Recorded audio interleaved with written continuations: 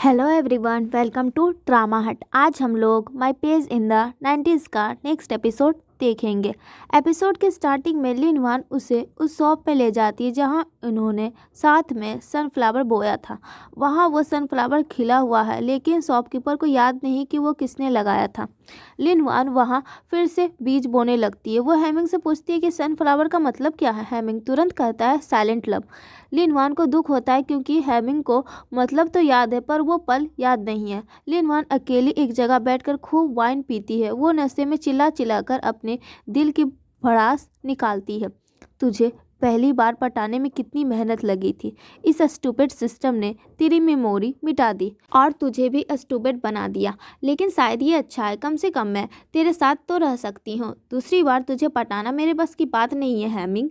लिनवान नशे में धूत होकर ये सब चिल्ला रही होती है, लेकिन जैसे ही वो अपनी आंखें खोलती है वो शॉक हो जाती है। हेमिंग उसके बिल्कुल बगल में बैठा उसे घूर रहा है। उसने लिनवान की सारी बातें सुन ली है। लिनवान नशे में खुद से बातें कर रही होती है कि शायद ये सब उसका ख्याल है, लेकिन हेमिंग उसके पास बैठा होता है और उसे ज़्यादा पीने से रोकता है। लिनवान रोए जा रही है और कहती है, आप सिर्फ ऑफिस में मेरे बॉस है, बाहर मुझे ऑर्डर मत दीजिए। अगर पीना है तो बैठिए, वरना यहाँ से जाइए। हेमिंग बेचारा चुपचाप बैठ जाता और पूछता है कि वो क्यों रो रही है। लिनवान मजाक में कहती है कि रोना ही उसका हॉबी है। लिनहुआन उसे एक जगह ले जाने का वादा करती और टेबल पर सो जाती है। थोड़ी देर बाद लिनहुआन हेमिंग को उसकी सीक्रेट प्लेस जहां वो फाइटर जेट असेंबल करता है वहां लेकर जाती है। हेमिंग शॉक हो जाता है कि लिनहुआन को इस जगह का राज कैसे पता। लिनहुआन सीधा एक लॉकर खोलती है और वही पिंक फाइटर जेट निकालती है जो उसने हेमिंग को गिफ्ट किया था।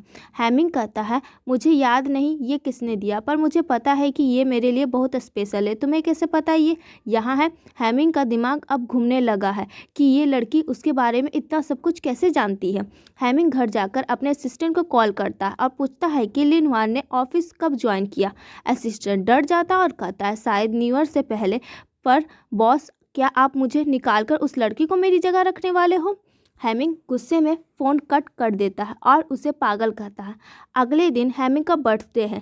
हेमिंग ने पहली बार ऑफिस में सेलिब्रेशन की परमिशन दी है। असिस्टेंट बड़ा होटल बुक करने की बात करता है, पर लिनहुआन बीच में आकर कहती है, उन्हें इतना ग्रैंड सेलिब्रेशन पसंद नहीं आएगा। ऑफिस में ही छोटा और सुंदर सेटअप करते हैं, वो वहाँ ज़्यादा कंफर्टेबल फील करेंगे। असिस्टेंट हैरान होकर पूछता है कि वो हेमिंग को इतना अच्छा कैसे जानती है। तो लिनहुआन बात घुमा देती है कि वो लोगों को ऑब्जर्व अच्छी तरह करती है। ऑफिस को बहुत सुंदर तरीके से डेकोरेट किया गया है। लिनहुआन ने गिफ्ट देने के लिए एक छोटा सा फाइटर जेट रेडी रखा है। हेमिंग जब ऑफिस में इंटर करता है तो वो डेकोरेशन देखकर बहुत खुश होता है। वो लिनहुआन की तरफ बढ़ने लगता है और दोनों की आंखें मिलती हैं। ऐसा लग रहा होता है कि शायद आज हेमिंग को कुछ याद आ जाएगा, लेकिन तभी सब गड़बड़ हो जाती है। बहुत वक्त बाद वांगजू वहाँ एंट्री मारती है। वो केक के पास आती है और बड़े हक से कहती है, हैप्पी बर्थडे हेमिंग। वांगजू आकर हेमिंग को बिजनेस डॉक्यूमेंट गिफ्ट करती है और कहती है कि उसके पापा डील के लिए मान गए हैं। हेमिंग इतना खुश हो जाता है कि वो लिनहुआन की तरफ देखता तक नहीं है। वो सबको केक बांटने को कहता है और वांगजू के साथ बाहर चला जाता है। लिनहुआन का दिल टूट जाता है और वो अकेले बीच पर जाकर पीने लगती है।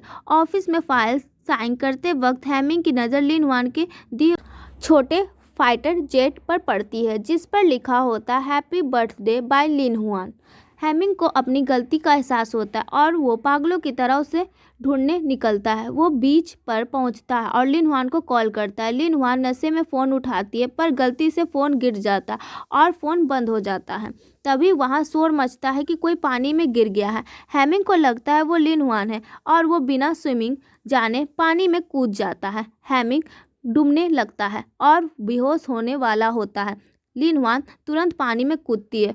वो उसे सीपीआर देती है। उस मोमेंट हेमिंग के दिमाग के सारे बंद दरवाजे खुल जाते हैं और उसे सब कुछ याद आ जाता है। कार में बैठकर हेमिंग पूछता है, लिनहुआन, क्या सच में मैं तुम्हें भूल गया था? लिनहुआन रोती और कहती है कि अब जब तुम्हें सब याद है तो पुरानी बातें याद नहीं रखती।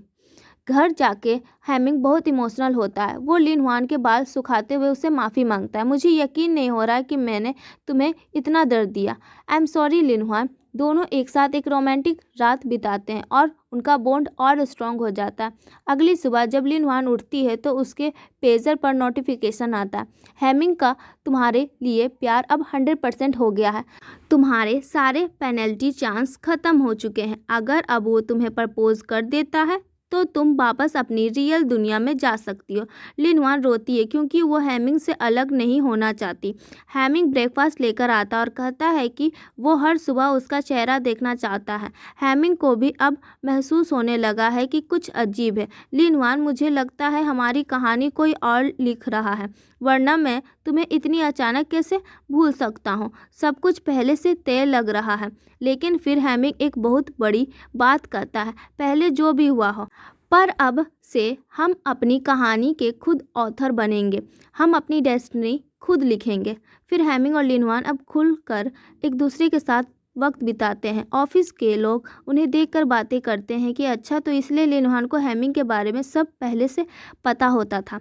असिस्टेंट जब गुस्से में आता है कि ऑफिस में रोमांस कौन कर रहा है तो वो देखता है कि हेमिंग और लिन हुआन एक दूसरे का हाथ पकड़कर बैठे हैं। वो तुरंत अपनी बात पलट लेता और कहता, वैसे ऑफिस रोमांस कंपनी की ग्रोथ के लिए बहुत अच्छा होता है। हेमिंग अपने असिस्टेंट से पूछता है कि क्या उसे लिन हुआन के बारे में कुछ याद है। असिस्टेंट बिल्कुल ब्लैंक होता है और कहता है कि उसे कुछ याद नहीं। हेमिंग समझ जाता है कि सिस्टम ने सिर्फ उसकी नहीं बल्कि सबकी मेमोरी के साथ खेल खेला है। हेमिंग को वो पल याद आता है जब लिन हुआन हॉस्पिटल में अपने पेजर पर चिल्ला रही थी, तुम्हारे पास दिल नहीं है क्या? इन लोगों के पास फीलिंग्स है, तुम उनके साथ क्यों खेल रहे हो? हेमिंग को एहसास होता है कि लिन हुआन शायद इस दुनिया की है ही नहीं और वो उसे सिर्फ एक कैरेक्टर नहीं बल्कि एक असली इंसान की तरह देखती है। हेमिंग नए प्रोडक्ट लॉन्च करता है और बिजनेस सेट हो जाता है। चाइनीज न्यू ईयर का वक्त आता है। हेमिंग लिन हुआन को अपने घर बुलाता है क्योंकि उसके पेरेंट्स फॉरेन में हैं, पर लिन हुआन मना कर देती और उसे काम पर ध्यान देने को कहती है। नेक्स्ट डे लिन हुआन घर पर थोड़ा अपसेट होती है कि सबने विश किया पर हेमिंग ने अभी तक विश नहीं किया। तभी उसके घर की डोरबेल बजती है। लिन हुआन दरवाजा खोलती है तो सामने हेमिंग खड़ा होता है। लिन हुआन अपनी बहन से कहती है, ये मेरा बॉयफ्रेंड है, तुम्हें पसंद आएगा। तभी लिन हुआन के पापा वहां आ जाते हैं। हेमिंग बड़े कॉन्फिडेंस से अपना इंट्रोडक्शन देता है, हाय अंकल, मैं लिन हुआन का बॉयफ्रेंड हूँ, मेरा नाम हेमिंग है। इसी हैप्पी नोट पर यह एपिसोड खत्म होता है। अगर आपको वीडियो पसंद आया हो तो लाइक करें और हमारे चैनल को सब्सक्राइब करके बेल आइकन जरूर जरूर जरूर दबाएं। मिलते हैं अगले वीडियो में, तब तक के लिए बाय।